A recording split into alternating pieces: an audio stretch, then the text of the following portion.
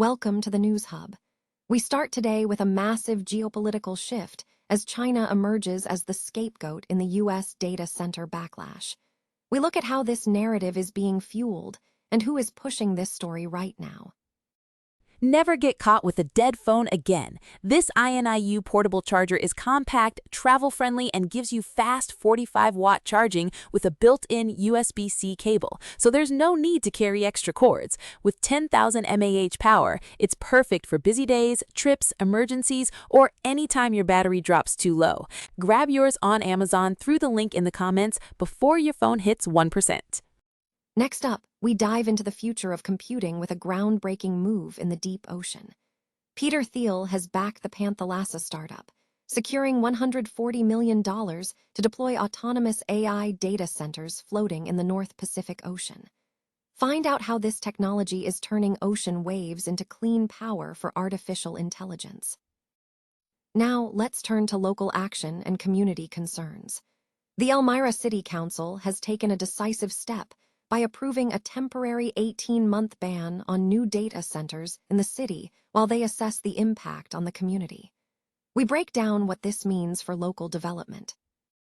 And finally, we look at broader citywide action as Waite Park City Council unanimously backs a year-long moratorium on all new data center projects.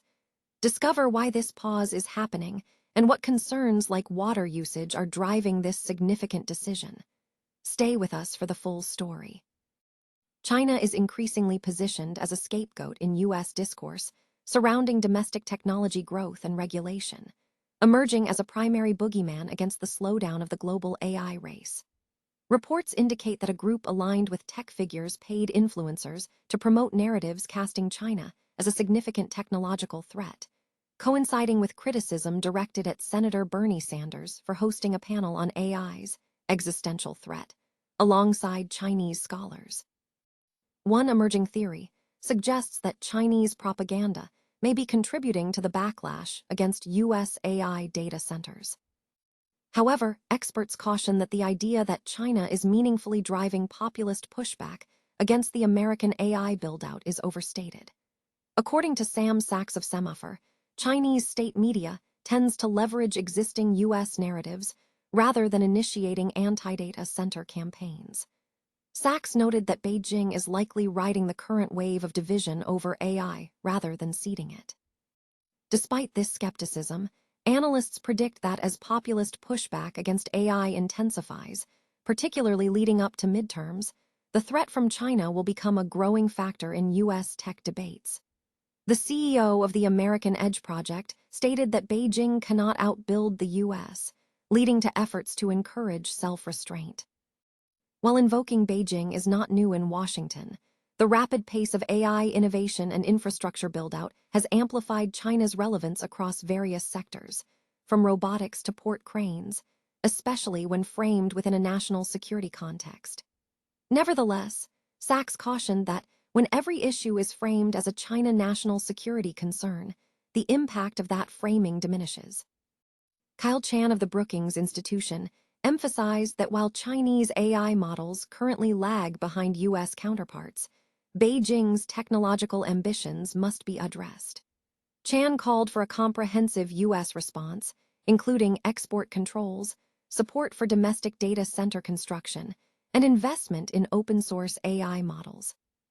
He concluded that the long-term winner of the AI race will be determined not just by model power, but by the ability to translate AI into broad economic and societal benefits. A Thiel-backed startup named Panthalassa has secured $140 million in Series B financing, led by Peter Thiel, to advance the deployment of autonomous AI data centers in the North Pacific Ocean.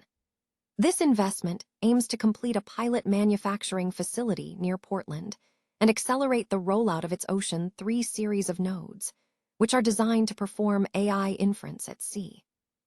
Peter Thiel stated that the company has opened the ocean frontier, emphasizing the need for advanced compute power and viewing extraterrestrial solutions as attainable.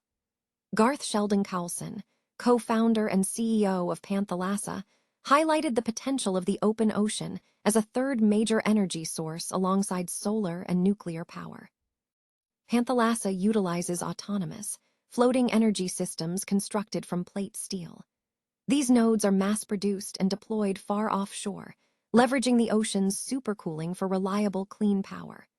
Unlike traditional methods, the system generates power onboard to run AI chips, transmitting inference tokens to land via satellite rather than routing energy back to terrestrial grids.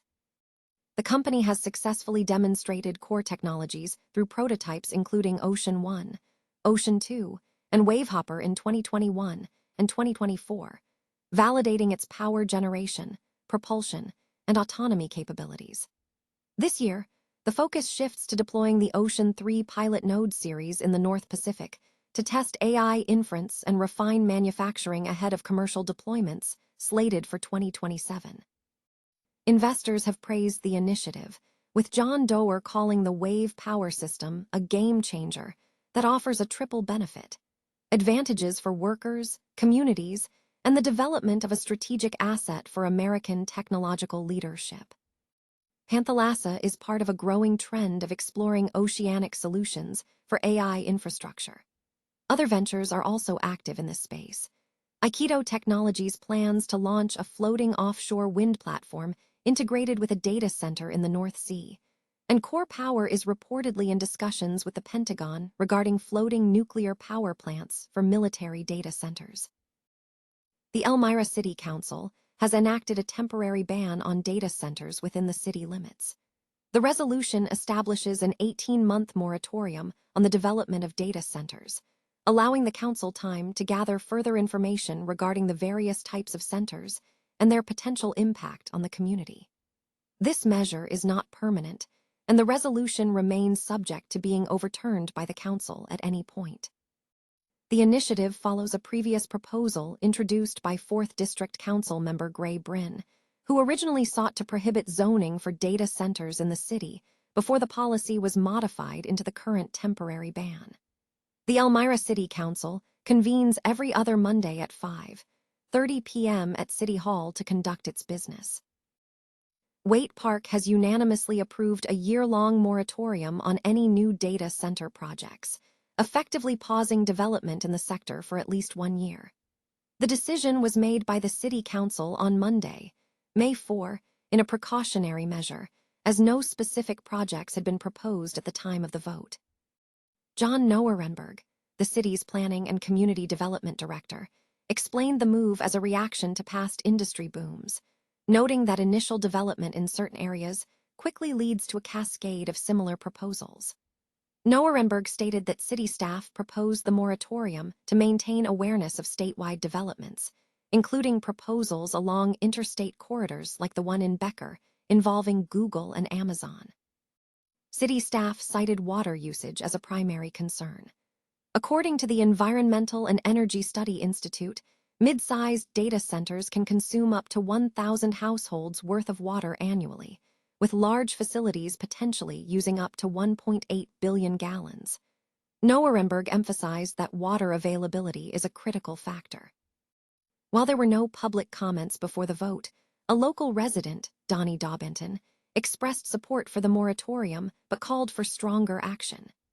Daubenton argued that decisions should weigh the impact on the general public, including environmental concerns, land use for affordable housing, and growing concerns over the use of AI in data centers, against corporate benefits.